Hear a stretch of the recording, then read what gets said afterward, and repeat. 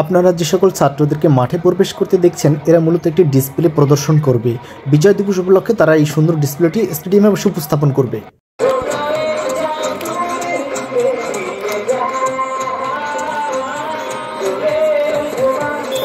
ডিসপ্লেতে আমরা দেখতে পাচ্ছি শিক্ষার্থীরা নিজেরা মাথা নত করে পিঠ নুইয়ে তারা কিন্তু পদ্মা সেতুর একটি আবহ তৈরি করছে, অন্যান্য ছাত্রীদেরকে সহযোগিতা করছে।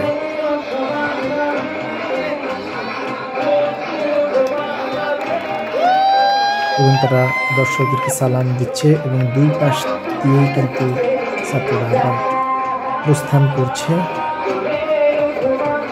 আপনারা দেখছেন ডিসপ্লে প্রদর্শন পদ্মা সেতু। এরপরে আমরা কী করবো আরও একটু দেখি। এই দেখেন তারা বাংলাদেশের পতাকাটাকে সর্বোচ্চে ধারণ করবে।